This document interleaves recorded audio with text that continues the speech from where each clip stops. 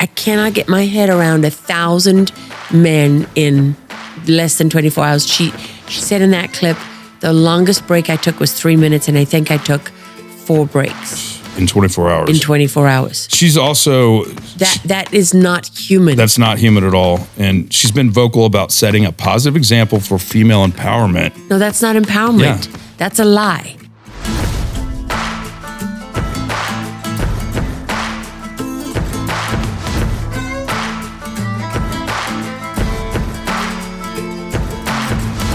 Welcome to Going Rogue with Lara, Logan, and my co-host, Luke Coffey. Good to have you, Luke. Hey, it's great to be here with you. In Fredericksburg, Texas, guys. We're at our new studio here. In flyover country. Flyover country. Don't forget that That's part. right. In the Very beautiful... important. Yeah, in rural America. Rural That's America. Terrible. I mean, how dare you I know. do a show from rural America? I know. It's one of the prettiest parts of Texas, though. I Don't know, tell but everybody. is it diverse enough? I know. I know it, right? You know? Hey, by the way, who's in your What's lap Keith? there? Wait, this is Honey. Oh, This is okay. So this is our weekly version of The View, The View. Yeah. right? We're looking for names. Okay, so you are welcome to send your suggestions in the comments. We have not decided yet on how to name the show. This is it is. Oh, Honey, you don't want to talk today? You've seen Honey very in other sleepy today. in other This is- episodes, yeah, but we this haven't is introduced Luke. her. Yeah. And Honey, and we got Keith over there. Howdy. Can we see you, Keith? Okay, You got me. Got Keith he's the only one doing any work at this show. He really does all of it. All of it, actually, yeah. In fact, there would be no Going Rogue without Keith. No, that's why he's, right under you, but he's our executive producer. So he does a lot of wears under many me hats. sounds No, that weird. does sound inappropriate. Sounds weird. And he's a happily married man, Yeah. so. Yeah, and I am. And you're a happily married woman. Yeah. Yes, yeah. Yeah. I don't know how happy. No, I'm just kidding. Well, Okay, I'm kidding. well, it's not fun out here being single in the single lane. Well, you chose to move to a small town. I did, but I'm loving it so far. Joined the wellness center. I'm going to lose 30 or 40 pounds. Maybe Chalk can help with that, but Chalk, yeah. that's one of our sponsors. yeah, it is. But I'm doing some spin class. They're going to help you lose weight. I don't care about your spin class. Well, Don't that's talk what- to me about that. No, You can that's join with me. disgusting. You wanna join? No, I just canceled my membership. I did. It's pretty fancy there for Fredericksburg. What are you talking? What do you think? Treating us like some backwater? What do you think this is, Luke? Okay, so what we have here is we're going to be, taking on a few interesting subjects every week. We will be looking for input from you. We'll take a subject from the audience, and that we'll discuss that next time because we're not live yet.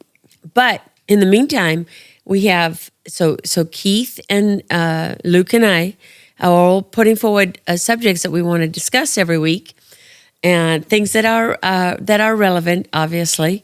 And we're going to start today with this issue at USAID, which is not the cutting of the agency and the slash and burning of foreign aid programs, which actually turned out not to all be foreign aid programs, because there was over $200 million to George Soros and his program to put in prosecutors across the legal system here. Oh, did you see that George Soros had lots of nasty things to say about Trump at the World Economic Forum? I did not. Wait, did I What's say it- World Economic it's Forum? not I meant the called that. World Enslavement Forum. Enslavement right? Forum, yes. The World Enslavement Forum. Yeah. Kind of ironic. Klaus Schwab. Klaus Schwab. Sounds like a Nazi, when he speaks, he does. Springtime for Yeah, Hitler exactly. in Germany. It is. Yeah. Actually, is springtime. Is it? Isn't it? What are we now? Almost? Yeah, It's almost. March. It is spring. Springtime. It's It's spring. springtime Yeah, we for just- Hitler We just sprung forward. at the World Enslavement Forum. Yes. Since they love to throw Hitler around, I can think of no greater candidate than Klaus Schwab. He's following in his footsteps for sure. Yes, so George Soros had a lot of interesting things to say about Donald Trump in his speech at the World Enslavement Forum, which, by the way, I was proud to see has blocked me on X. We need a round of applause. Congratulations. For that. Yeah, right. Yeah, That's thank you, incredible. thank you, That's a Keith. big accomplishment. Yeah, Keith, you throw that. You can throw that screenshot in there. I think I said never been prouder. Yeah, Never been prouder to be blocked by the global cult. That's going rogue right there. If I've ever heard of It's it. going That's rogue right rogue. there. And so Coming what did after George you. Soros have to say about Donald Trump? He said something about his narcissistic sort of pathological tendencies, which was really ironic coming from the ultimate psychotic, pathological. He's straight out of like a superhero movie. He's like an evil character that like you could. I would cast him. I would take issue with the superhero part. Yeah, well, he's not a superhero. Yeah. Yes, because he's a supervillain. Yeah, supervillain. That's what I mean. Supervillain. Yeah. Yeah. What's ironic though? You know that saying that only the good die young. Mm-hmm. Like, why is it that people like really evil people do seem to just live forever? I mean, Soros has handed over to his evil empire to his sons now. Oh, I know. But he's still going. He's still alive. It's like the ever-ready bunny. I know. He's still spreading vitriol. I will celebrate the day he passes on. You're not allowed to say that. To the dark. To the darkness. No. Some Satan can take him soon. What do you mean no? Yeah, no. Satan. But he wants. He'll be happy. He's already given his soul to Satan. He'll be happy in hell. He gave his soul to Satan a long time ago. He'll be happy. It's gonna be hot. Okay, so on this show, of course, we are not fans of George Soros. No, we're not. We're just really not. Or just a globalist enslavement program at all. Yes, that's also not fans of that either. No. But going back to USAID, let's not get too sidetracked here. Right. So the big topic was, of course, this email. Politico ran the big story that the acting director of USAID had sent out this mass shred and burn email. Right. Which was on, strangely enough, covered by MSNBC, which always makes me curious. It's like, wow, okay, we know that if NBC is covering it, they're not going to do anything that's going to help the Trump administration. Absolutely. So why are they doing that? That's the question of the day. But it's pretty awful if they're covering it. So they're getting rid of shredding documents. That sounds like they're covering a crime, doesn't it? It doesn't sound good. It doesn't sound good. No, in fact, it sounds not just like you're covering a crime, but you're committing a crime as well. Committing crime in general doing that. Because the standard has always been, in terms of government accountability and record keeping. Right. Now, of course, the White House spokesperson and one of the spokespeople at the White House did respond, tell Fox News that this was not a crime at all, that it was fake news hysteria, and that these documents were sort of not important, not relevant documents. Everybody handling the shred and burn had security clearances, and that there were backup copies on servers, on classified servers, so that you're not really getting. Technically, they're getting around the sort of the record keeping part of it by saying that the records themselves still exist, right? Right. However, my question would be, if you're, I'm not a big fan of digital records. I gotta say, that's true. I'm just not. I know I'm old fashioned. I know I'm a dinosaur. Right. I am also not a fan of AI. Those can be deleted too, right, Hillary? Well, they can be altered. And changed. You can see that they've been altered, but you can also write programs that conceal that they've been altered. I don't know. What does Keith think? I think you have to have both. You have to have both. Yeah. So you can compare. Yes, and because, in order to like for what Doge is doing, I think they're doing a lot of their work using digital files, I'm sure, in order to process information like in mass amounts quickly. Yeah. But then you have to have the paper trail to support to compare. It. And especially in government, the whole point is they're supposed to be accountable to the people. Transparency. Absolute. They should be having, there should be transparency, which... Now, I would point out that the people do not have access to either the paper or the digital records. That's right. We don't have... So how are they really accountable to the people? Because we don't have access to any of it. But in theory... They haven't even been accountable to Congress. Well, they certainly have not. Well, although what does Congress do with that? Anyway, we've yet to see Congress do anything with accountability. And we have, I'm giving them the benefit of the doubt, because we're 50-something days in, giving them a chance to do something about it. But we haven't seen Congress doing a whole lot. And really, if you look at the political calendar, you've got about 3 months before it's all about the midterms. It's true. And if you think that, stolen elections only apply to presidential elections, come on, what would be if you're the deep state, what would be the number one thing that you would do? You're going to wait out Donald Trump, right? You're going to, like a snake, you're going to just shed your skin. Mm-hmm. You're going to take on whatever skin you need to. You're going to do whatever you can to slow down, subvert. I mean, we've seen it with lawfare, more than 100 lawsuits already against the Trump administration. So that's slowing down every single thing that you can do. Yeah. You're going to subvert from within. Mm-hmm. You're going to block everything you can, and you're going to wait it out. And then what are you going to do? You're going to try to take that slim majority that they have in the House and the Senate and then strangle them in Congress for the rest of his term. Right. Because you already know he can't run again. It's wild. I mean, so this whole directive with the burning and shredding of the documents, which we need to watch the report about it and read the email, but this is in response to the Trump administration reducing USAID operations, 83% of its programs abroad, and they closed the Washington offices. So yeah, well, they're moving all the foreign assistance into the State Department, under the right? state, yeah. So for colloquially, anybody who's been in the field dealing with USAID, dealing with the agency, it's just that everyone has always known that USAID is a front for the You've been CIA. saying it for a long time. Yeah. I've been saying it forever. Yeah. For years.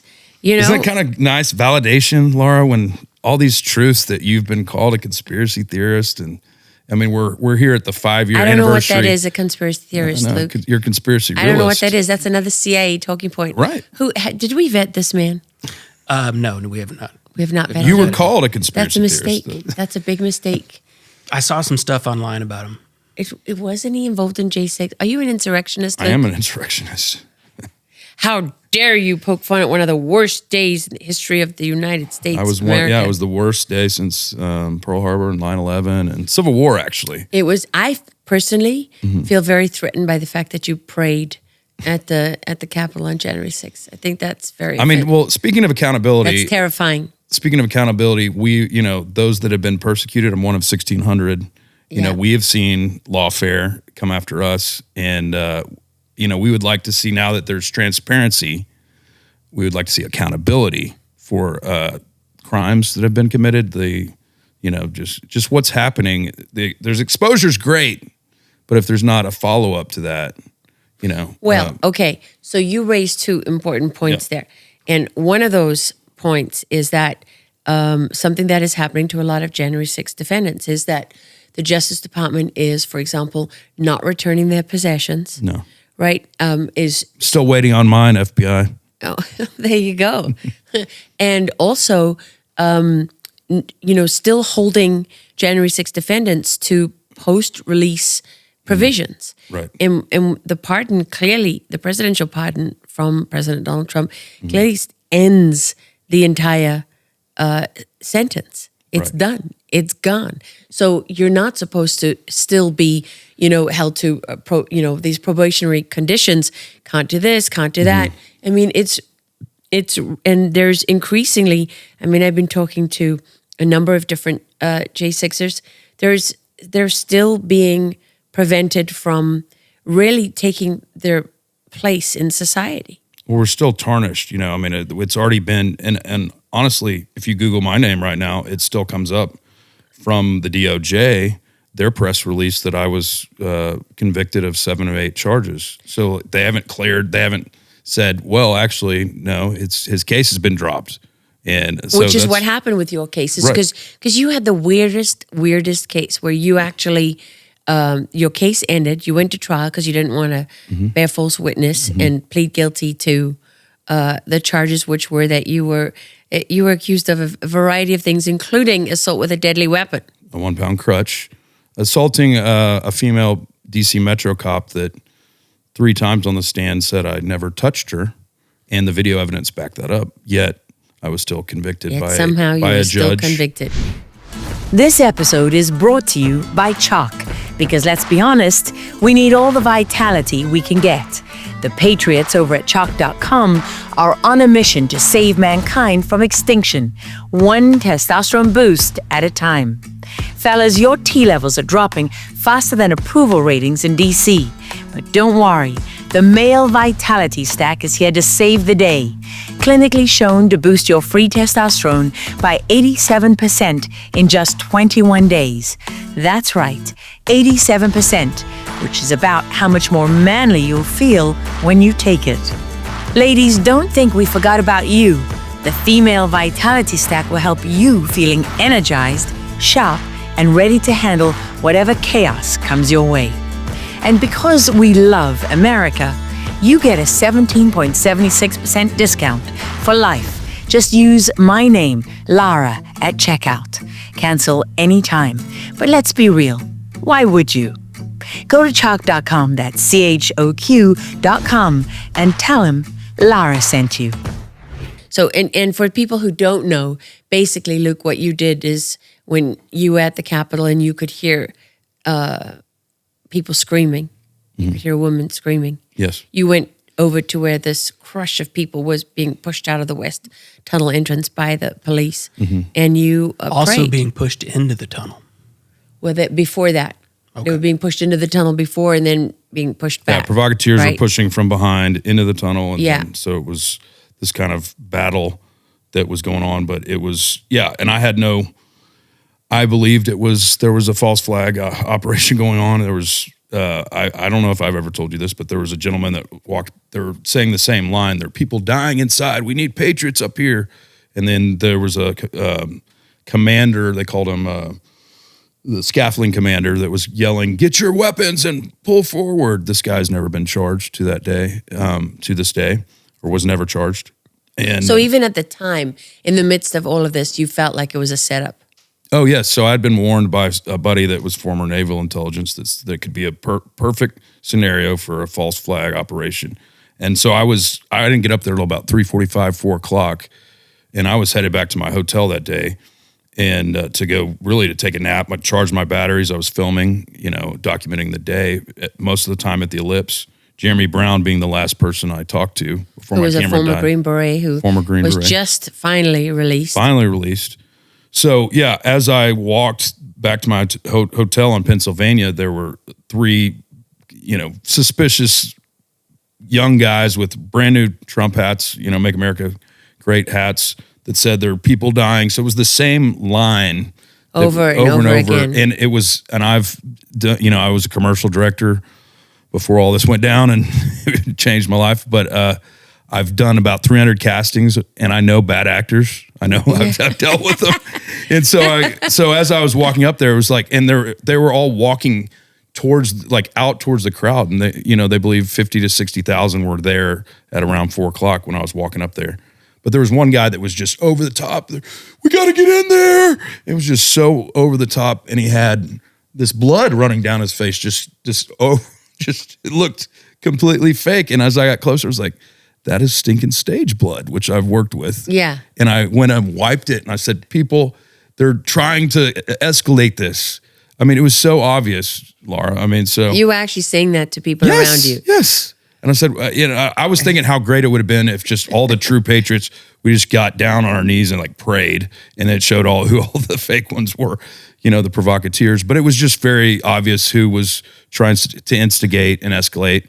And but that's when they gassed the tunnel and pushed everyone down. That's right when I just got up there, and there were people that were screaming, women and men that were underneath this pile of 3 to 4 bodies. Yeah. In fact, Philip Anderson was one of them. Yeah. Tommy Tatum was one of them. All people that we know, that I know well, that I've interviewed and have known for years now. Yeah, and a lot of these men that were around and saw the violence there were locked up. I'm in the 1%, Laura, that based on my charges that wasn't, thrown in prison for all this whole time. Yeah, but see, the weird thing with you, though, was you go to trial, and the trial ends. How long did you wait for sentencing? Over 350 days before I got a verdict. Before you got a verdict? Yes. Yeah, you were never sentenced. Yeah. No, I was never sentenced, but I got a verdict right in December. Yeah. That's the weirdest part. Yeah. Almost a year. Yeah. And I will say and this is an echoing of what other J6ers have said. It was the judge, so it was a bench trial. So you have a choice to do bench, jury or a bench trial. The jury is 100% conviction rate. So bench, I had my judge was Rudolph Contreras, who was on the FISA court. He let me know this. He let me know Peter Strzok is his neighbor. He's on the FISA court, and he was on the Flynn.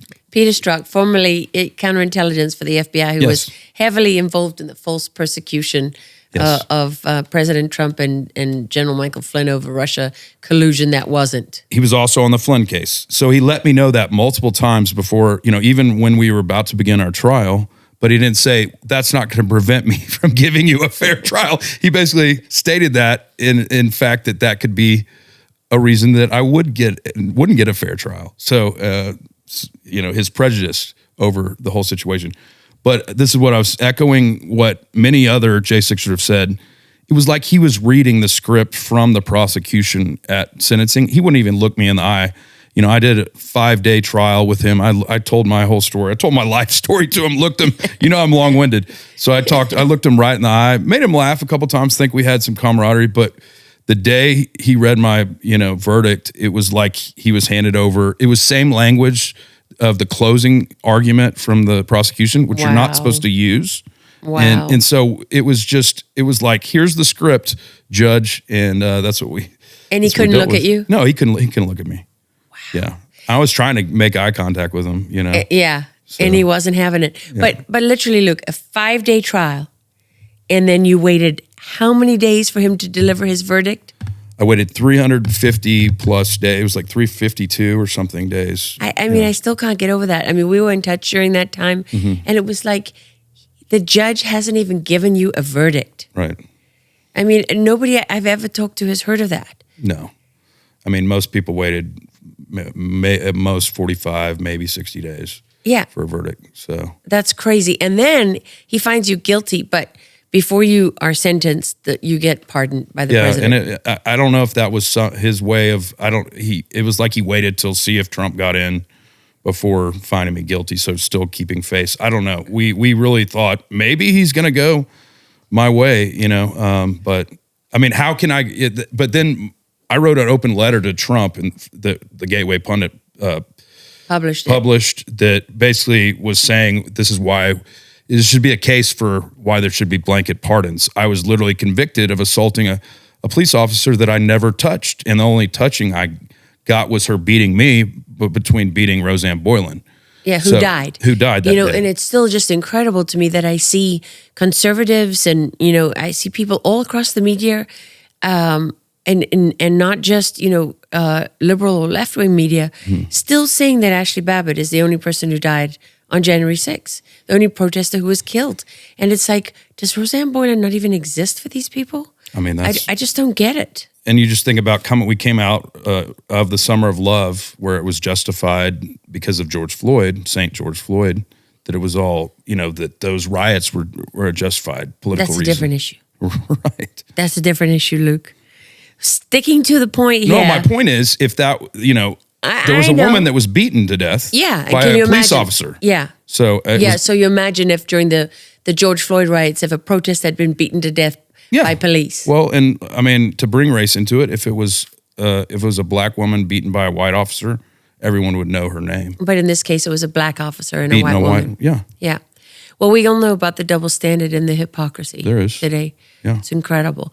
Okay, so but what we're talking about is really the fact that people who have been pardoned from January 6th or had their sentences commuted, you're still not allowed to have your VA benefits. And, there's all kinds of things. I mean, people's lives have been shattered. Completely shattered. And you're still tarnished with, there's people that don't agree with the pardoning. And so, you're tainted. I mean, I've personally been attacked for being associated with you. I'm very sorry. Well, I know you have, and bringing me on I think you owe me an apology. Well, I'm sorry. I'm sorry. That's not going to do it. So you want me to get on my knees every week? Okay, every week. I'm sorry that you're associated with me. Every week you're going to have to apologize. You kind of brought me into this brand of rogue. I'm kind of a rogue warrior like you. You're going rogue with me. Yeah, because we're rogue warriors. Yeah. Okay, so So this is, I think that we can agree, we're going to come back to this subject of what's happening to January 6th defendants, because this is actually a real issue, that the Department of Justice maintains your conviction on its records, and it somehow considers itself exempt from presidential power. I know that there are very good attorneys and criminal justice reform advocates who are working on this particular issue, actually separate from January 6th. And a topic that I definitely want to come back to on this show is criminal justice reform, because speaking to a lot of January 6th defendants, that has really highlighted the abuse that takes place within our prison system. And I'm not suggesting for a single second that you just let people, get away with crimes, and that prisons should be holiday camps. But at the same time, there is so much that goes on inside the prison systems that is just unspeakable. My main guard, when I was locked up for 50 days here in Texas, and I was the only J6er in my whole prison, and I was locked up with, it was a federal holding facility in Mejia, Texas, called Limestone County, and it was what I saw. I was thrown into a cell with 7 other. These guys had all been convicted of felony crimes, and they were just waiting to be sentenced. But because it was COVID, all the courts were closed. Everything was backed up. Yes, and they were held for months and months waiting just to be sentenced. So I was thrown in with these guys, and the guard was passing drugs to. They were smoking K2, which is synthetic marijuana. It's more actually like PCP. And one of the 2 fights I almost got into was they were underneath every night they would hotbox, which they'd put sheets down on their bunk and go underneath and smoke the K2 that the guard had passed them. And doesn't K2 make you psycho? Oh yeah, that's the psycho drug, right? It makes you it's very prevalent inside the prisons. You can actually make it from, cards that you get if it has the paint. You smoke that. So they outlawed that when I was actually in there because people were doing that. But this particular guard had it looked like meth mouth, and was just wow, working with these guys. And they have calls that they yell down that gives different signals to pass the drugs and all that. I mean, and so it was just, and there were other guys that got out with the guards and would have, relations with the female guards. Oh, and, really? Yeah. So seriously? You saw that? Yes. So it was incredible, because I'd gone in. I shouldn't be shocked, should I? No, you shouldn't be. But I'd gone in at, my dad does prison ministry, so I've gone in as a guest, for the day, but it's a little different when you're locked up for awful, 50 days. Luke. And we couldn't go outside for but 6 hours. We were locked up in this one 15 by 30 cell with 8 other guys. But you just saw, it was, and this prison was already condemned, but they kept it open because of COVID. Our water was brown. The food was. Did you drink it? I had to. I'd also vomit it up, but. Would you? Yeah, but I have a sensitive, gag reflex. Oh, that is true. We have experienced this on Going Rogue, right, Keith? Yes. Yes, Luke's sensitive gag reflex is definitely going to be an issue. Yeah. A recurring issue. Pukes. Luke. People call me Pukes. Wow. Just sensitive. Anyway, so yeah, nasty. That is not sexy. That's not it's not sexy at all, but it's also. Right. It's not. We broke Keith. We got Keith to laugh. It's also, it's not very conducive for a nasty prison, where it's pretty dirty in prisons, by the way, too. So you drank the brown water and you would throw it up. But what did it taste like? Kind of like mixed between, it was crappy. Oh, no, it was poop water. Yeah, kind of. You drank poop water? Yeah, it was not good. So I have a feeling you're going to be single for a lot longer if you keep doing this show. Well, they're gonna have to love me for who I am. I am who I am. Yeah. Should I put on a mask? No. Anyway, An insurrectionist who's drunk poop water. Yeah, I know it. So Yeah, a failed insurrectionist. Can I add failed. that? Yeah, failed. But this is what I don't know if I've told you the story before, but I was on TMZ the night I got checked in, and this was God's like hedge of protection over me. I was getting as I was getting checked in with the warden. You know, the warden's going through, was like, gang affiliation. I said, sir, I've never been arrested in my life. You know, sexual preference. I was like, I like women, and but as I was, you know, it was like this dookie brown, like your prison garb, and you get Crocs. These two guys came up and said, Luke Coffey, we just saw you on TMZ, man. And it was That's because of your acting career, right? Well, or failed acting career. You know, they called me fledgling actor and Fledgling. independent producer and fledgling actor. Luke Coffey was arrested. But so it spread like wildfire in the prison. So they either called me the insurrectionist, or Hollywood. So it gave me that. These gave you a little bit of a glow, street cred. It gave me some street cred where I didn't have to join. I mean, I know some guys that had to join, you know, the White Knights or one of the, you know, to survive in there. Yeah, which is white supremacist kind of gang, and that's not your thing. No, I said and these guys were like, you need to pick a tribe in here, and I was like, no, I'm just gonna roll with me and God, and that's what you said. Yeah, I was friends with everybody. I'm the same person I was. I mean, God did take all away my fear. I mean, I was gonna go down fighting. You know, if anything, if anybody got too friendly in the night, yes, got too friendly. Nobody tried to climb into your bunk. No.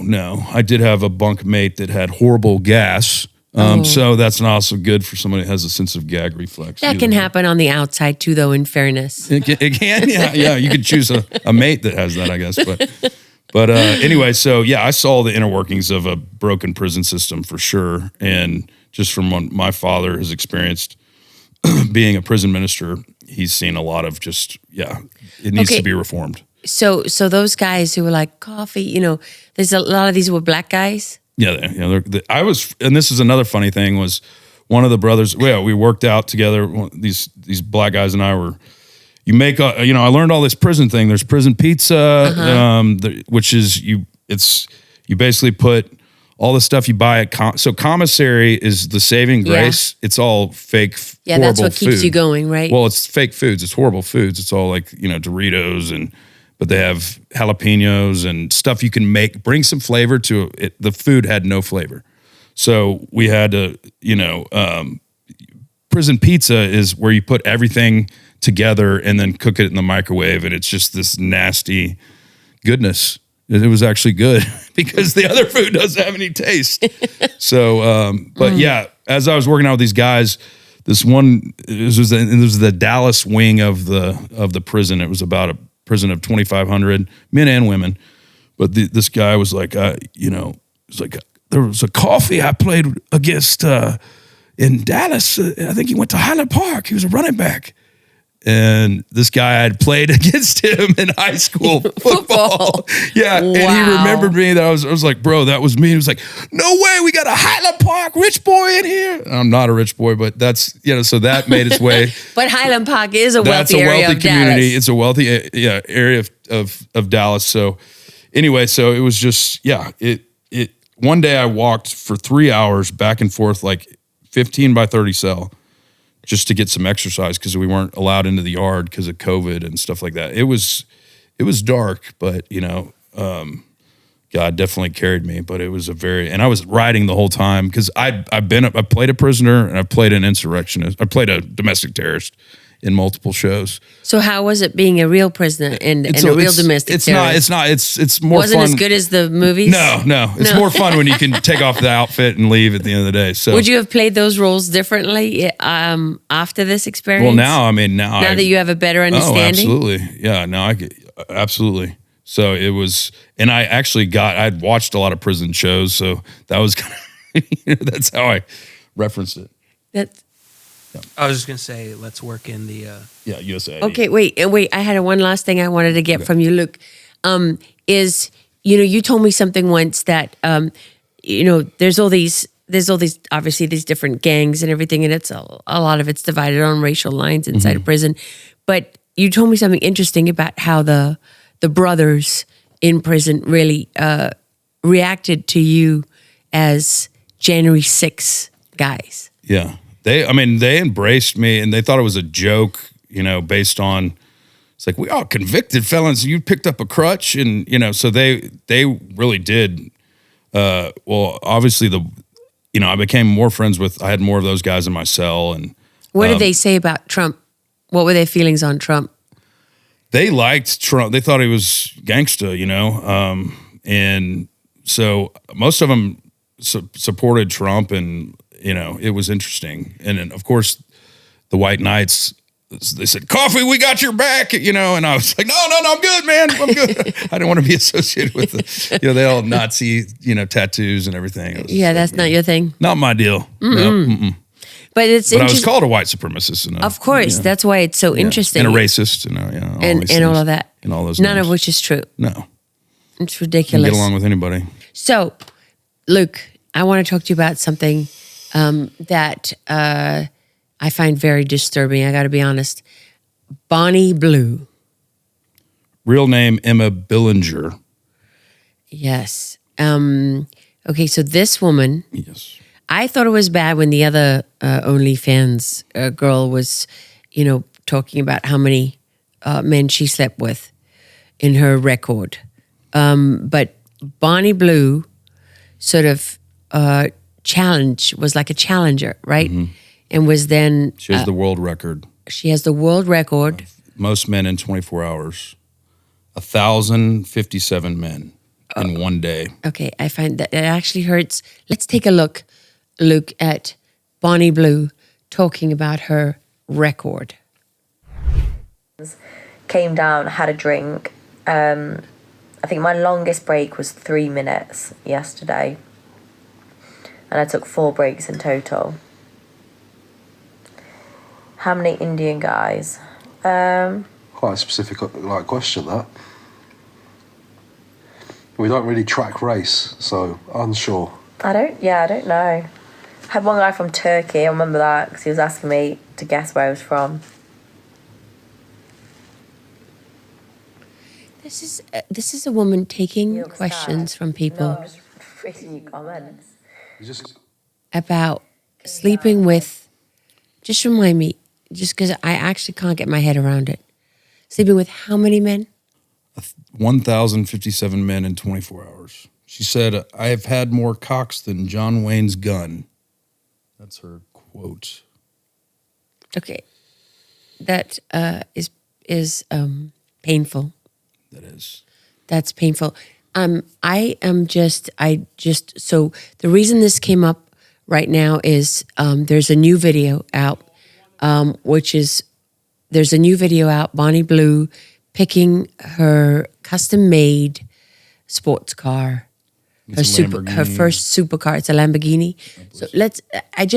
So when this came across my X feed, I was just like so sad that not only does this woman do this, absolutely horrific thing to herself, right, but now there's this whole culture around it where this person is being elevated for this.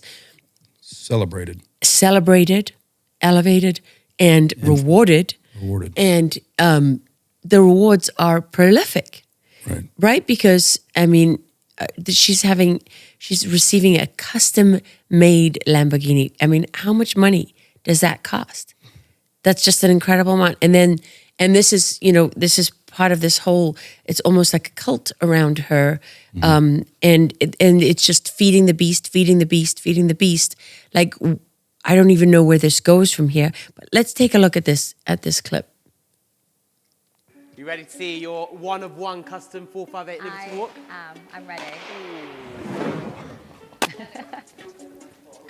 Fully customised in blue wrap, carbon everywhere, wide body kit. One of my yeah. favorite things. Congratulations, Bonnie. Here's the keys to your new 458 Liberty Walk. Whole car's obviously been wrapped in blue as you requested. The brake calipers have also been changed to blue. You can see the engine covers, which were red before, have now been painted in blue. And you got as she requested. So, look at this. They're P4. No, I know. I forgot they were P4. fully customized. P4. P4. blue seat belts, blue dashboard, blue on the steering wheel as well. So I see all the blue playing on her Yeah. porn name, Bonnie Blue. Bonnie Blue. Yeah. Okay, That's so Ferrari, right, Keith? oh yeah, that's Yes.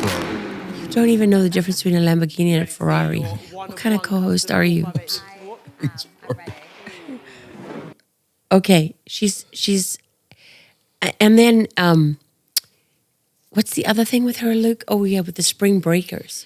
Yeah, so she has made her she's an OnlyFans creator, right? Which is this OnlyFans culture is out of control. But she's been infamous because she sleeps with both married men, and then she goes on these spring breaks. She's in Cancun right now, and In Mexico. she's in Mexico, and the contest is she wants to find someone young. These are barely legal young men. She's 25, and she wants to sleep with or she wants to gift help pay for college tuition to the young male, barely 18-year-old that gives her her best orgasm.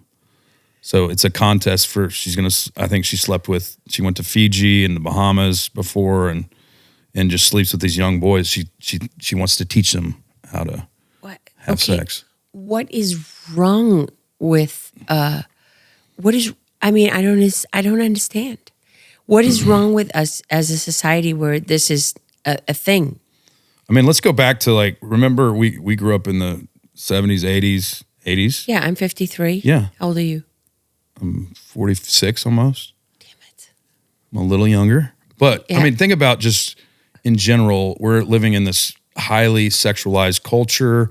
I mean, I remember Keith, what were some of the 80s movies we watched that had that were a little provocative? Porkies and stuff like that. That was, if you look at that on the scale we are now. Oh my gosh, Dirty Dancing. Dirty Dancing, yeah. Okay, that was positively racy. Well, right. And I remember these the first time I saw female breast was an airplane. Remember the old slapstick? There was one, Oh, yeah. and we would freeze frame it when this girl would everybody was freaking out on the plane, and she would run right across frame and shake her breasts, and we'd freeze it as seventh graders, oh, there's boobs.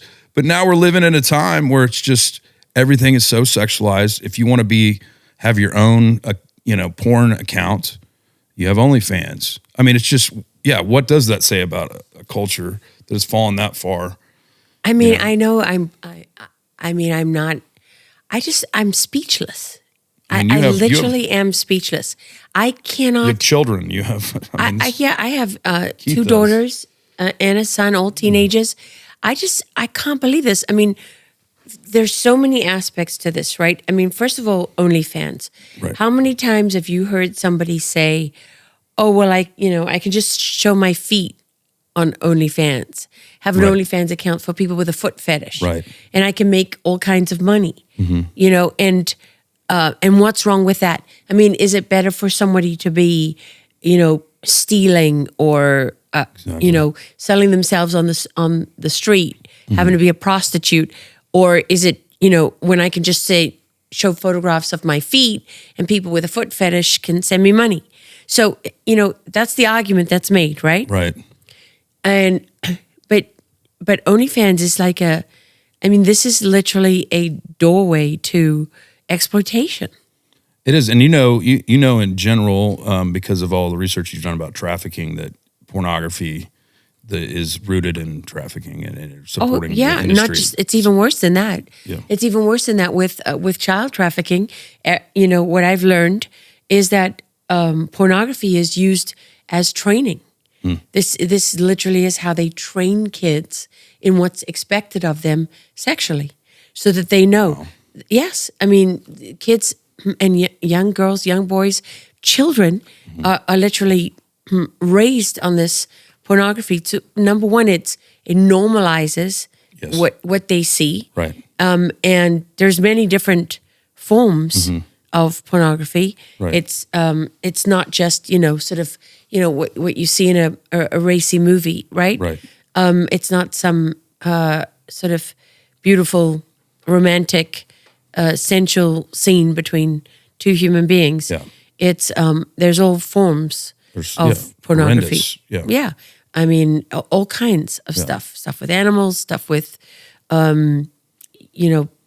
violence, Right.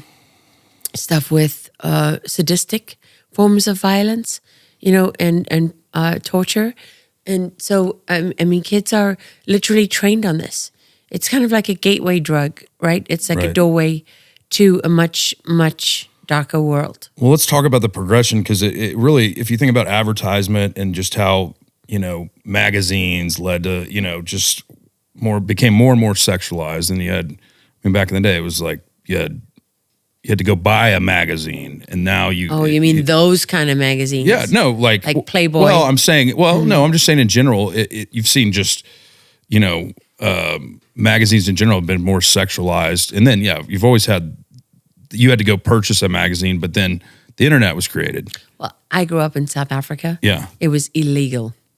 It was illegal to have any kind of pornography. Oh yeah, those were banned. Playboy and Hustler, right? Wow, those were banned.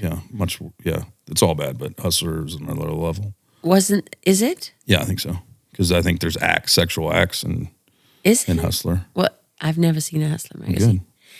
However, the point that you're making is that it's gone from that to where you really can access pornography anytime you want to. You have a computer in your phone. And now, of course, remember, you're not allowed to talk about prostitutes. It's got to be sex workers. Sex workers, right? And you saw how do they refer to her as an adult content creator? Yeah, exactly. I mean, this is she also was made famous because she sleeps with married men. And there was a documentary I watched and recently. That's celebrated. There was a documentary about, what was, Keith, there was an online where you could sign up to have affairs, Ashley Madison. Oh, yes. Yeah. When that list was published, there were a lot of marriages that came apart. Yeah. But it was almost like it's celebrated to go. There were billboards, looking to have an affair, join Ashley Madison. So it's just, I mean, to me, this has spiritual roots, it really does. That, sex has become, when you just give yourself away like that, you're showing your body. I mean, God created sex. He did. He created, it's a beautiful thing. But when it becomes that you're giving it away to everybody, or you're making money from it, I mean, that's exactly what, to me, you're falling from who the person God wanted you to be, created you to be. That your body's a temple. Your body's a temple. I just think that there's, that it's dishonest, right? Because I'm always looking for honesty and integrity in things. And what I tell my kids is that you're being sold a lie. Yeah. They're telling you that you can just, that there's no price to this, that there's no cost. There's no cost physically to you, but also, spiritually and emotionally to your soul. And they're also teaching you that there is nothing, nothing spiritual, or there's no connection in intimacy between two human beings, as if it's, as if you're just a piece of meat. Right. This girl, I mean, I cannot get my head around 1,000 men in less than 24 hours. She said in that clip, the longest break I took was 3 minutes, and I think I took 4 breaks. In 24 hours. In 24 hours. She's also... That is not human. That's not human at all. And she's been vocal about setting a positive example for female empowerment. No, that's not empowerment. Yeah. That's a lie. That's a lie. She's selling the lie. lie. She's bought the lie, and she's selling it to other women and other girls. And then it's presented as if, my life was boring and it was difficult. I was working an office job, and and now my life is so much better because look, I'm getting custom made Ferraris. Right. I mean, that's just staggering to me. Right. That's an example that you're setting to young people, that's what you should aspire to be. But how different is that, Luke, from, when you look at Cardi B, and then you look at and Doja Cat and all these people in the music industry, and they're doing these hypersexualized videos and songs. I mean, I just tell my kids, where's the mystery? Exactly. Where's the magic? Yeah, Keith. What do you think? I think that it's on so many levels. This is a problem, and it's sort of this convergence of technology and the internet, and how easy it is to see. This is what Luke was saying earlier. It's how easy it is to view porn for young boys who have are starting discovering their own sexuality, and that this culture of spending so much time on these devices. It's damaging. It's damaging these young boys, mostly young boys, but young girls too, to have access to that. And what happens is you get addicted to that dopamine hit, and you keep coming back, and that, like what you're saying, it almost has to get more extreme and more extreme to reach the same to hit those same dopamine. Just like spot. a drug, right? It's like the first addiction. dopamine rush is you're always trying to replicate that, and trying to get back to that. And meanwhile, these kids are losing touch with what it is to actually speak to a real girl in real life, and what a real girl is, and they're just becoming these dysfunctional. But I would argue, if you have a girl celebrating the fact that she literally lay there, and one man after another, that it's not just the boys. I mean, you have obliterated. Absolutely. You just obliterated any sense of morality, any sense of self-worth. Yeah. My mother told me, she told us when we were kids, look, if you want to come cheap, there ain't a boy in this town who won't take you. And you will always be that girl. Even at your funeral, you'll be that girl. You'll be the town bicycle for the rest of your life. Everybody gets you could go on to win the Nobel Prize. Right. And at your funeral, you'll still be that girl. Yeah. And I didn't want to be that girl. You know what I mean? And she said, you put a price on yourself. You decide what you're worth. And other people will treat you accordingly. What happened to this person? What happened to us as a society that we're teaching our young people that you're not worth anything? It's a godlessness. It is. And the reality of it, if you look at Hollywood and where culture is sprung from is music, movies, media, and the power that has, okay? And it's, you have one life, you have, like, live it up, seize the day, like this carpe diem thing. And you don't realize that, like the other girl spoke about, that she had traumatic issues. You're literally, you're Lily opening Phillips, yourself. the one before The her. one before didn't she have what she spoke about, having. She had 100 men in 14 hours. 100 men in 14 hours, okay, compared to 1,000 in 24 hours. Yeah, It's disgusting. Well, they have this incentive. I mean, look what she's getting now. She's getting cars. She's famous. yeah. Yeah, And people so are people have this fawning over her. perverse incentive for these types of behaviors that are going to get them clicks, that are going to get them it is deals, that are going to make them money and make them famous. And so we have this perverse. She has the incentive there that and she's obviously she's in a sense selling her soul for it. And it's this self-love. I mean, it's just like, do as thou wilt is what the Satanic Bible says. Live as you please. There's nothing you can't taste, do, snort, that's the way you live. Like, that's a fulfilling life, thinking that there's nothing greater beyond this life. But if you look at, there are soul ties. I mean, if you get on a spiritual level, every person you sleep with, that is a spiritual connection, like whether you knew it or not. And bad things can come from that, and doors are open, just like when you do a drug.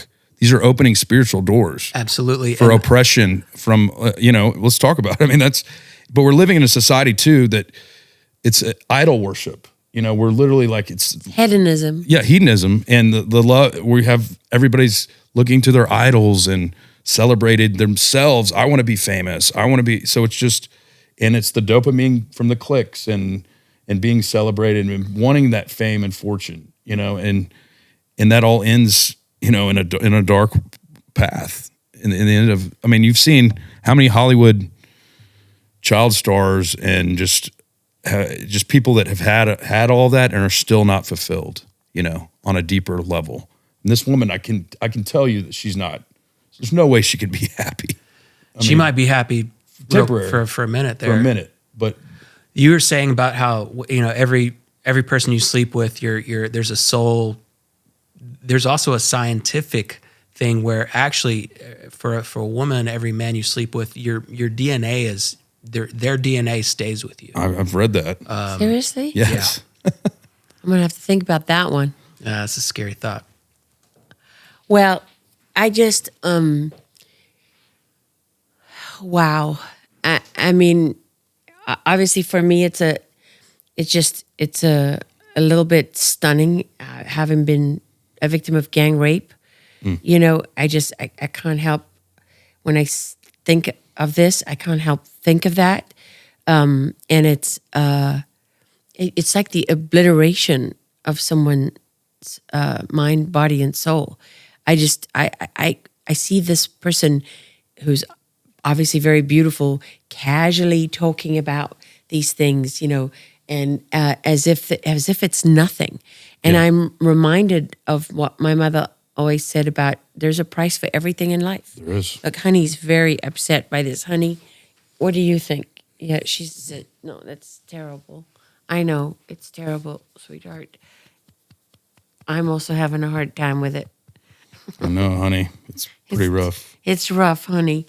But, on a serious note, I just, with the other woman, Lily Phillips, I kind of felt for her because she was sort of emotional in the documentary that was made about her, and you had a sense of the cost to her. But this woman, Bonnie Blue, she doesn't seem phased at all. She doesn't seem to care. She's enjoying the fame. She's enjoying her lifestyle. I actually I want to just I want to yell at her. Yeah. And I'm so angry as a mother. Yeah. I really am. I'm so angry as a mother that you would hold this person up as if they are something to aspire to. Right. And I'm reminded of all the people around her. Yeah. There's the people filming. There's the marketing people. There's the business people. There's the social media people, right? There's an entire industry now around her that's elevating her. How many people, how much money have they made out of OnlyFans? I mean, who are the people? Not to mention, then there's the technical side of it. There's the server companies, and there's the technological infrastructure that supports this. And I look at all of that, and you think about all the people that are making money out of this, and it makes you sick to your stomach. It absolutely makes you sick to your stomach.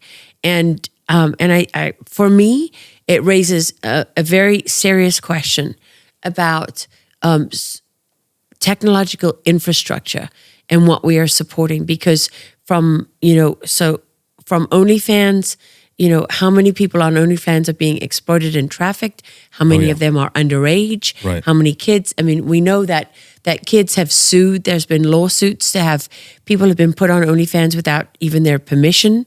Yeah. You don't even own your own image online. What are you pulling up there, Keith? It says OnlyFans says that they've reached 6.63 billion, almost $7 billion. And this was just through November 2023. Okay, so it's not. That's just the latest that they've That's the latest they have. So it's grown exponentially billions. since then. It's billions and billions They of get dollars. 20%. OnlyFans gets 20%, while the creators receive 80% of. So I mean, that's. Yeah, I think all these. that's a poison chalice. It is, right? and there's. I guess there's girls that don't. There's different levels of OnlyFans that don't show, like, some just are in bathing suits and being sexy, and then they have some, all the way down which to you could call grooming. Yeah, exactly. Or training, Yeah. preparation. And I wonder, do they have surely they have an age limit. They don't allow, can girls underage be in bikinis and stuff on OnlyFans? That's what I'm wondering. I guess not, but yeah. I don't know. But what I do know is this: how would they even know? Exactly. How are they proving? How would you? How are they checking? How do you verify that? Yeah. And they'll tell you that they do their best, right, to verify it. Yeah. But in this, I mean, there is a bigger problem here 18. with technology. That technology it just connects. Right. Every bad person on the planet, anyone who's ever had a bad thought, or who wants to indulge in really dark pastimes, they have the access to it now. Right. And they also have validation. Right. Because now every, dark, perverted soul on earth has a community of dark, perverted Exactly. souls, right? And their little niche, weird fetish, they can find it, and because now you can connect to it. I mean, Yeah, it's and not only that, but now you can make a lot of money out of it. Right, exactly. And that's what the dark web is about. Yeah. And there's an entire genre of pornography now called hurtcore, which is sadistic pornography. If I were to start explaining to you what some of these things are, I mean, people will turn off this show. There's literally things like a blood show where they will cut certain veins in a child or a baby because they want, when they rape that person, that individual, to have the biggest blood show because there's people who get off on seeing lots of blood. Right. And so they figured out how to do this, and you can pay to do this. There's live rapes of men, women, children, babies, where people can participate and in the torture live from all over the world. I want to know, who are these companies that are assisting in the transmission of that data? Who are the people who own these servers that are storing this kind of content, right? I mean, we know that, for example, Ericsson runs the National Child Exploitation hotlines in over 150 countries, and all the child pornography that is reported to those hotlines is stored on the servers that they run.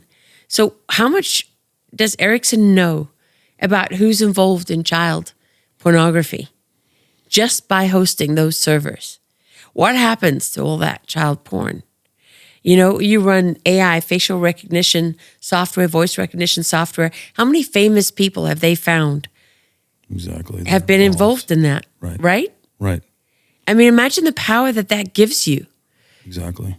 Is that why Ericsson can get away with, providing geolocation data to jihadis to kill American soldiers and be called out, and settle in U.S. courts with the families of soldiers who've been killed, and pay out millions of dollars and still keep all the government contracts that they have?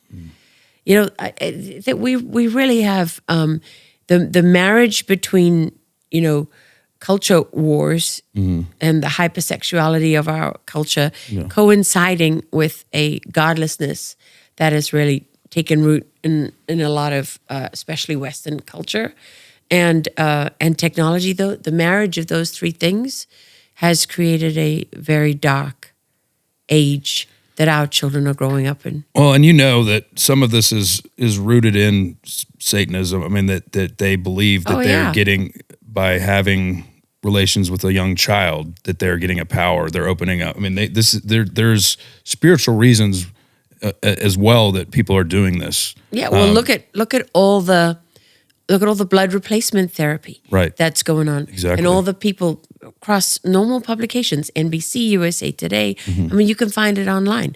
People will tell you the secret to staying young is young blood. Okay, what's the extension of that? Well, you've got Elon Musk's former partner at PayPal, right, who vacates his blood every month. And he takes a transfusion from his son. His son. Yep. And he gives his blood to his father. Right. Right? And then they've got videos. We can play some of those clips. They've got videos all over YouTube and all over online about replacing their blood and about this quest for eternal youth. Right. And there's a lot of media out there about reversing aging. Right. Even Elon Musk has gone on and said that aging and death will be a thing of the past, right? In the not too distant future. So you have all of that. Well, so basically this gives rise, when you have a legitimate, as far as we know, industry of blood replacement therapy, right? Where does that give rise to, of course, illegitimate industries around it, right? The black market for young YouTube blood. is not going to like this episode. Well, that's not surprising. No, I know right? it. But what does that give rise to? Exactly. And who else? Okay, when you're doing, I mean, it's all over the media that young blood is the secret to is. reversing Secret aging serum. and all the rest of it. So that's generally reported. Right. So, but nobody asks, where does the blood come from? Yeah. Right? Have you ever thought about all the the vampire movies and Yeah. there's maybe some truth behind all that, Well, if you truth hidden in fiction. actually, Luke, Yes. I'm glad you mentioned that. Okay, good. Because what is cannibalism? Yeah. If you look back throughout history in societies where there has been cannibalism, what would they do? What would they believe in after the battle? If you drank the blood of your enemy heart. or ate the heart or ate the body of your enemy, it would give you extraordinary power. Yeah. If you made human sacrifices, Yes. if you look at ancient societies, Yeah. they talk about human Aztecs. sacrifices. Yeah. What is that? It's exactly the same thing. Yeah. You're drinking the blood to take that power, Right. that comes from that from The essence of practice, that. Yeah. Of yes. that practice. Yep. and so if you actually start to trace these things, Right. they're as old as civilization. Nothing's new under the sun, as it says in Scripture. Nothing's new. It's been going on. It's just repackaged. Repackaged and sold a different way. I mean, and now what the difference is, as Keith discussed, is we now are aware of so much more because we're living in this, technological age where stuff is being exposed because you can go find it if you're looking hard enough or if you want to. And people are blowing the whistle about it. We're having, SRA, sexual ritual abuse, victims are coming out and speaking about these Yes, things. I know a number of them. You do? In fact, we're going to have some of them on this podcast. Yeah.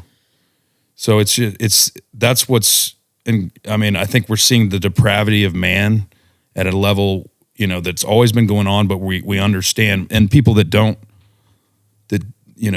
want to know about it are putting their head in the sand. It's cognitive dissonance because there's so many people that will just turn it off. They don't want to hear. What's your response to that? Like that, I'd rather not know.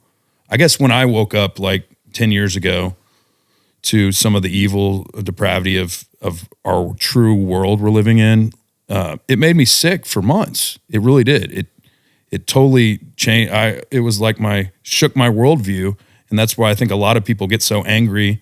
I had when I was trying to expose some Pizzagate stuff years back, I had a friend who was a Christian. He would attack me and was like, "Bro, if you don't believe it, that's fine," because it rocked his worldview. That cognitive dissonance, not wanting it. He couldn't comprehend that was going on. So what is your response, knowing what Lara Logan knows and the depravity of man, like just what we should know and shouldn't know? I mean, what's your opinion on that? I mean, I'm somebody who, for all of my life, I've never been afraid to confront the truth. Yeah. I mean, I've got like a homing beacon in me. Yeah. And I'll just keep going. And what's kind of funny is people ask me over the years, because I've spent so many years on the battlefield and I've been in many extreme and violent situations and seen a lot of things that people, the average person doesn't live through or deal with. And so people ask me all the time, are you traumatized by that? And honestly, I have to tell them I'm not. It's not that I'm not affected, but I've always just confronted these things and dealt with them. And I've had a very grounded sense of right and wrong and who I am and what I believe in. And I was born with an unshakable belief in the goodness of who we are when we're at our best. I really do believe that good is more powerful than evil. So it's that's kind of, and everywhere that I've seen really dark things and terrible things, I've seen true greatness as well. And so, I understand that for some people, these things are hard to confront.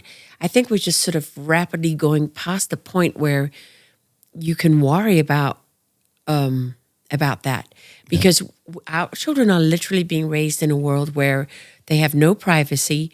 Technology is completely taking over their existence, and you're celebrating people who sleep with 1,000 men in less than 24 hours. I don't even understand what that means. I don't even understand that. And by the way, you're supposed to, ridicule people who believe in God. Right. And we're all supposed to believe that everything just created itself. And that, by the way, is a completely sane position to hold. And anyone who believes in anything else is insane. Right. And so I feel like there's too much at stake. There's too much at stake. I feel like each one of us is responsible for ourselves. It's incumbent upon you to figure out what's real and what's not real. Yeah. It's not up to me to dictate to you how to live. Right. It's not up to me to tell you what to think. Right. You got to make your own decisions. I was gifted with a purpose from the day I was born. Yeah. I've always known all my life what my role was. I was meant to figure out what the truth is, the best that I can, and to tell as many people as I could. Yeah. That was it. Yeah. So whether it was uncovering the injustices of terrible racial inequality under apartheid in South Africa when I was growing up, exposing that, or whatever it comes to today, the reality of the industrial scale rape and murder and torture of children, which passes under the safety label child trafficking. I mean, whatever it happens to be, I'm not going to shy away from it. This will truly be the golden age of America. That's what we have to have. Here's a message from our partner, Dr. Kirk Elliott. Something big is happening in the markets. So big, I have to bring your attention to it. On February 3rd this year, President Donald Trump and Treasury Secretary Scott Bessent signed an executive order to create a sovereign wealth fund, committing to monetizing the assets of the U.S. balance sheet. Meanwhile, the Bank of England is running out of gold. So desperate, they're paying 16% a month just to borrow it. And where is all that gold going? Right here to the U.S., with a drastic increase in metal shipments to CME Comics vaults. Is President Trump preparing to repatriate and monetize America's gold?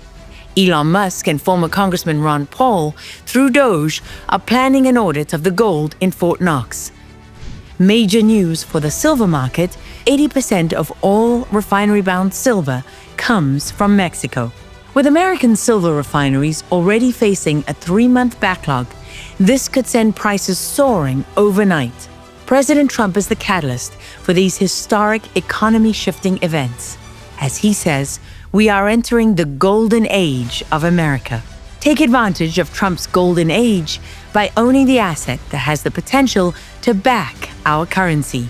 Call Kirk Elliott Precious Metals today to reposition your portfolio into gold and silver at 720-605-3900 or visit laralogangold.com.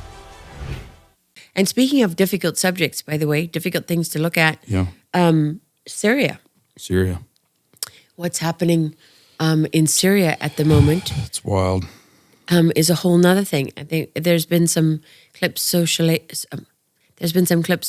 on social media of what's been happening of attacks on Alawites, which is a minority in Syria, and on attacks on Christians under the new government in Syria post Bashar al-Assad, who ruled for all those years. Let's take a look at some of what's been going on in the last few days and weeks in Syria. This is a clip. Yeah.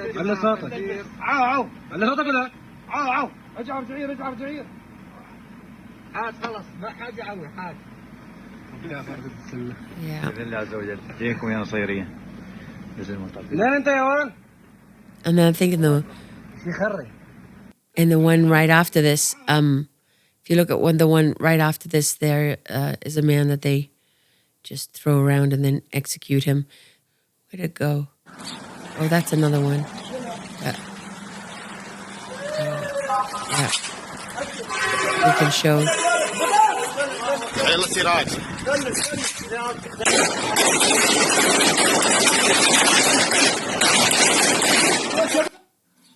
Yeah. So this is what's been happening in Syria over the last few weeks. So this is like, Syria is like a big sort of untold story. Yeah.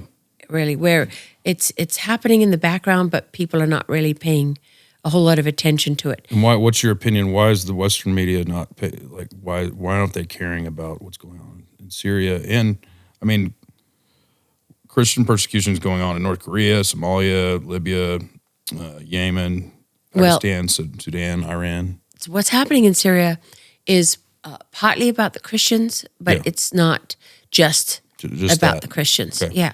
So, I mean, what did you have? You had Bashar al-Assad ruling, who was a member of the Alawite minority, right, who was ruling over Syria for decades, right?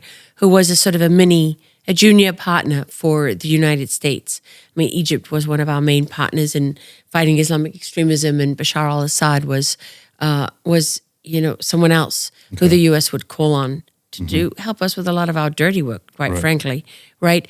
And so now, was Assad the embodiment of democracy, freedom, human rights? And no, he wasn't. And there was a terrible incident with a number of children that were murdered in Homs in Syria, which really kicked off the war, sort of an uprising against Bashar al-Assad in Syria. And the U.S., of course, through the CIA, was backing Syrian democratic forces. But what quickly developed in Syria was this narrative that came out of Damascus, the capital, pushed by the Assad's government, that he was fighting terrorism and Islamic jihad. Okay. And, of course, that was only partly true. I mean, really what he had was a civilian uprising that was very quickly infiltrated and taken over by Islamic terrorist groups, including, Al-Qaeda and other spin-offs of Al-Qaeda and ISIS and various Islamic groups. And so you had this mixture of people in Syria fighting Assad's regime, where some of them are backed by the West and some of them were hardcore Islamists tied to Ayman al-Zawahiri and Al-Qaeda itself. And al-Jilani, who is the leader of Syria today, was an Al-Qaeda foot soldier when he was a young man. And in fact, so he was raised in Saudi Arabia, but his family came from the Golan Heights, which is the disputed territory between Syria and Israel. So he went off to Iraq to fight for Al-Qaeda as a young man. In fact, later he was imprisoned by the U.S. in Iraq. Spent a number of years, I think from 2006 to 2011, in U.S. custody. But he's a very interesting man because, at one point the Islamic groups within the opposition in Syria were fighting each other for supremacy. So he sort of has had varying relationships with ISIS in Iraq and with the Al-Qaeda command. More recently, there's been reports that he separated himself to a degree. He formed Al-Nusra Front, al-Jilani did. And what he did was basically he did something very clever. He conquered Idlib province in Syria, and that became really his stronghold. He brought opposition groups together, and he really established HTS, was his organization, this sort of coalition of groups, and that allowed him really to challenge Assad's regime sort of at the end of last year and defeat Assad. I mean, which resulted in Assad fleeing the country and, one of the sort of the oldest dynasties in Syria crumbling, right? In the Middle East crumbling. And then Jilani, took over, and as the acting, he was appointed. He didn't run for an election, obviously, but he was put in there. And what he's done since then has been very interesting because he's brought various factions of these opposition groups in Syria into the Syrian military. right? And so, and then he starts to reach out. He's establishing diplomatic relations with the Russians and with the Chinese and with the European Union. Don't think you can put it all on Russia and China. Right. The Europeans are right in there, They're in the mix. establishing relations with this former Al-Qaeda fighter who's been an Islamic extremist all of his life. And they're beating a path to his door. But what's really interesting about him is that he brought in initially, as an Islamic extremist, the Syrian Democratic Forces, the SDF, who were backed by the West. Right. These are people that he would not associate with, right? Anyone who was taking money from the CIA or from America and all the rest of it, he didn't want to have anything to do with them because that would be counter to the ideology that, the West is the big evil, right? But he has since brought them into the fold. And you could argue that these are the sort of the realities of ruling, right? Is that now as a ruler and as a leader, you don't have the luxury of, as a revolutionary or a resistance fighter or an Islamic, terrorist, you now have the practical realities of you're in government and you have to rule and you're gonna make compromises and you're going to build relationships in order to function and survive. Absolute power corrupts. Absolutely, right? You could take the argument that it's pragmatic, Right. or you could say it's corruption. I mean, if you're an ideological follower Right. of the Islamic ideology that has fueled him all his life, you would say that he's betraying that ideology. Right. Or you could be a pragmatist and say he's doing what is necessary. Right. Because he's really now, if you look at it, the Islamic Caliphate is growing and growing and growing. Right. Because on 9/11, Al-Qaeda didn't have any states Right. anywhere in the world. Now you have an Islamic state in Afghanistan. You have an Islamic state now in Syria. I mean, the Caliphate is growing. So, And did our CIA take part in training and establishing that in Syria at all? I mean, Al-Qaeda and not Al-Jilani. Not Al-Jilani, I mean, okay. because he was actually imprisoned by the U.S. Right. But prior to that. But prior to that, the heart and soul of Al-Qaeda is in Afghanistan. Right. Right. And so was the CIA involved there? And has the CIA been backing other opposition groups in the Syrian opposition? Yes. Right. But I think what I've learned over the years is that these simple lines that we like to draw between these are the good guys and these are the bad guys. I mean, It's pretty blurry. yes. I mean, look at USAID. I know. USAID has been taking American taxpayer dollars and funding Islamic extremist groups or funding organizations that they know are funding Islamic extremist groups. You've got the EPA funding groups that support Hamas, which is still officially a terrorist organization. How many laws does that break? Let alone, I mean, besides the moral component to it, right? And I don't mean, like, I'm not giving Al-Jilani in Syria a pass. I'm not taking a political position or a moral position on what he's been doing. It's just very interesting when you look at this man's trajectory from being a foot soldier for Al-Qaeda, who was radicalized, according to what some things he said in the past, but his path was really born out of the Palestinian uprising, which is not uncommon. I've interviewed many jihadis who were inspired by what happened to the Palestinians. It's a rallying cry. It's something that Osama bin Laden knew very well. It's the one thing that unifies Sunni and Shia, that unifies the Arab street, is the Palestinian cry, right?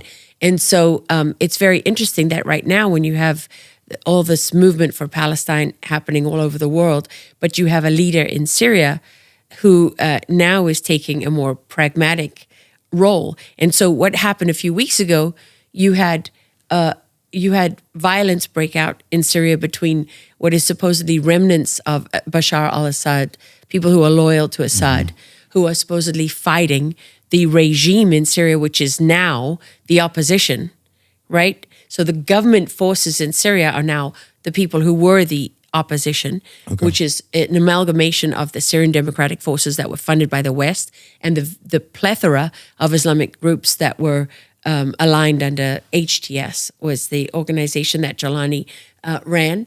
And so you have all of these different groups, but when you dig down, so, across social media, you see a lot of people will say, well, Al-Jalani pretends to be a moderate.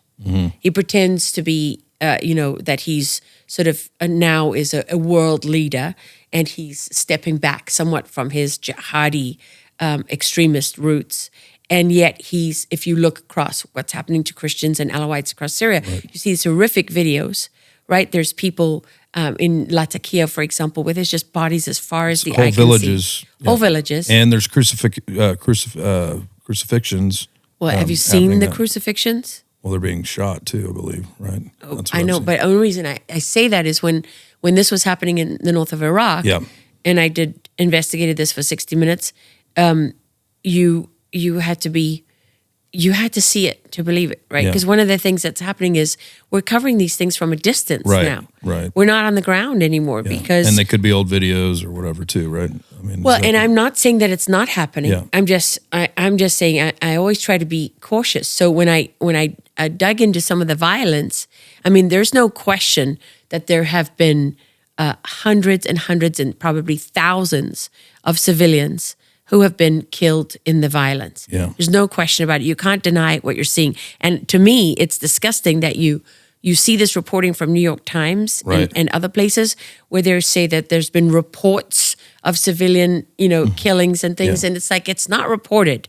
There's entire videos. There's such a game that's being played on so many different levels here. I called Joe Biden out on this to his face when in 2017, in early 2017, when I was at I'll just keep the details, I'll keep the details slight, but I was at a dinner with him. He was opposite me across the table, and he and Jeb Bush were taking turns bashing Trump. And they were going on and on and on. It was like a ping pong match, taking turns. And I wasn't even a Trump fan or anything. Yeah. But it was on and on about, it was all the talking points that, were so obviously untrue. And it was nauseating. And eventually and then he was going on about, and Trump is an unreliable partner in foreign affairs, and because he won't keep his word. And that's when I said to him, I interrupted him, and I was like, oh, you mean like when you and Obama didn't keep your word with the red line in Syria? I said, and what was his response? Oh, what do you think? What do you think? I said, when you actually opened the door for the Russians to go balls to the wall, basically, because they knew that the West wasn't coming to help the rebels in any meaningful way. Right. And hundreds of thousands of Syrians have died and been wounded and been driven out of their country ever since. And they're still suffering right now. And he said, oh, I don't think that's right. I don't think that's when that happened. And I was like, oh, no. And I went through it in detail. Right. And he was absolutely apoplectic, livid, angry.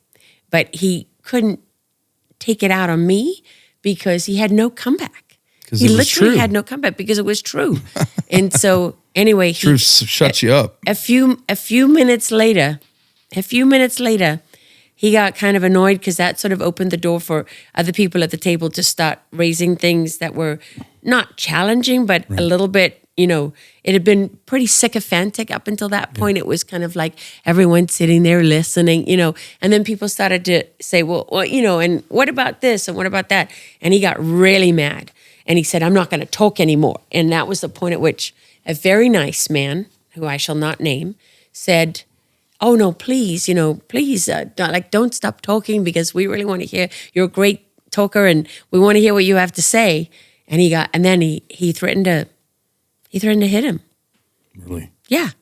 He said, let's take this outside. I'll show you. And he lost his shit at the table. Nobody could believe it.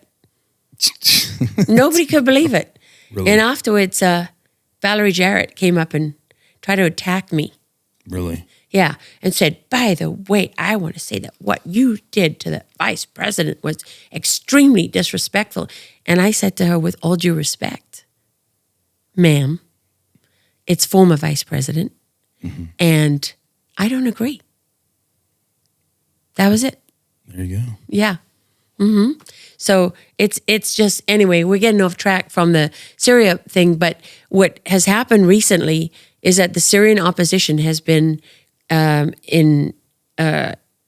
Syrian opposition, they're now the government forces, have been in violent clashes with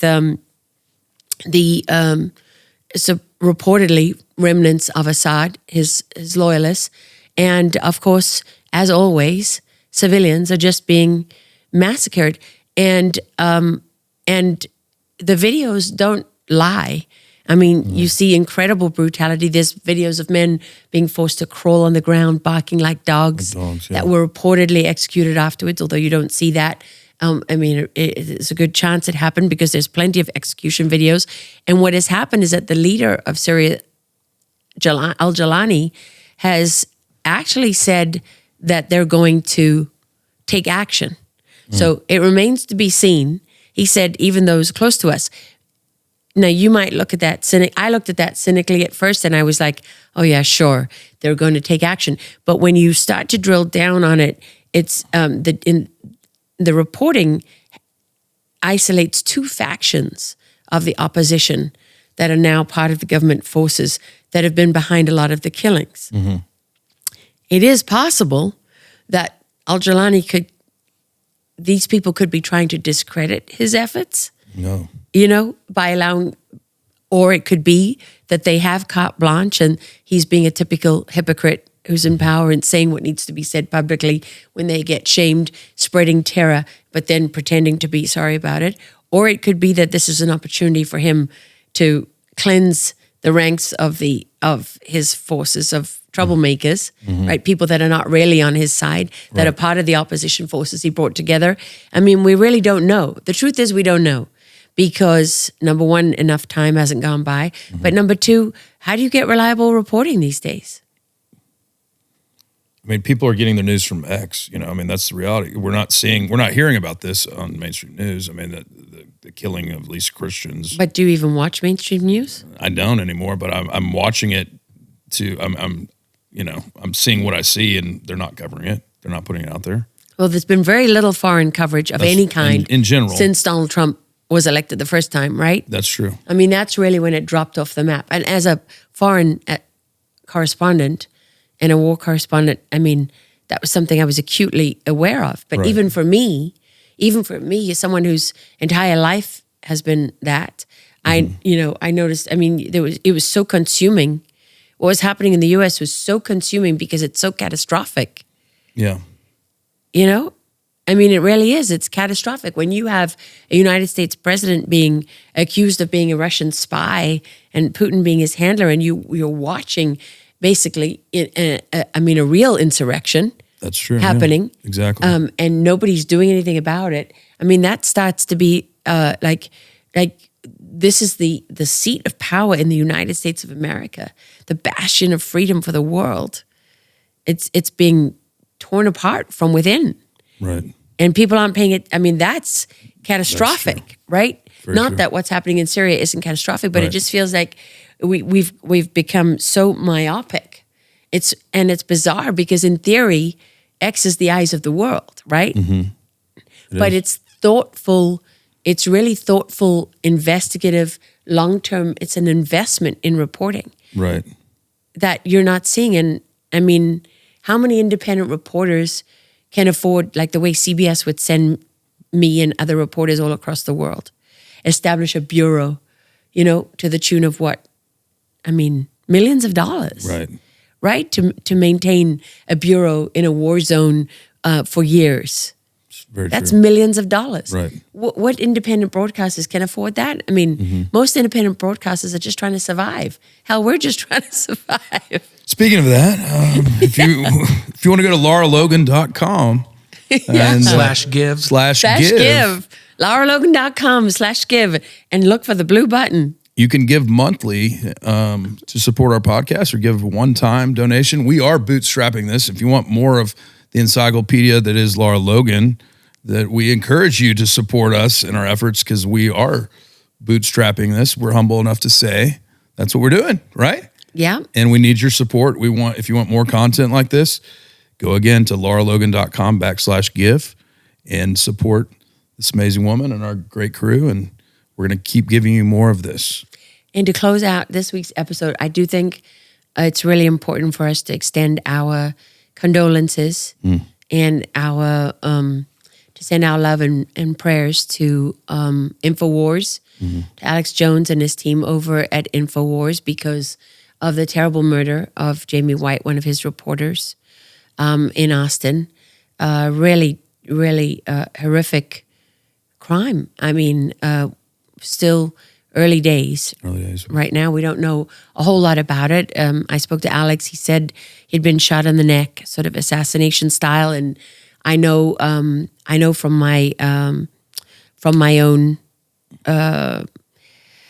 contacts in intelligence that there are active threats against Alex Jones and another American journalists, a couple of other American journalists right now. This is a difficult time. This is a dangerous time for the media. It's obviously a huge shift in how we get our news and how we report the news and all of that. But I don't want it to get lost in this moment that a young man left work late on a Sunday night and never came in the next day and was shot and killed in a really horrific event. So we're thinking of you over at InfoWars. We're thinking of Jamie's family, and we're sending lots of love and prayers and strength to all of you. So with that, I would ask you to share this.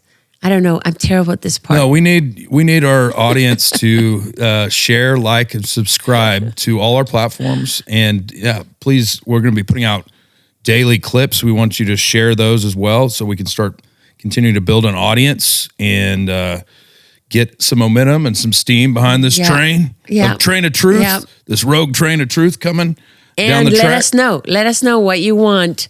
We'll be taking one subject from the audience every week that we will discuss and give you our thoughts. So until next week, thanks for going live.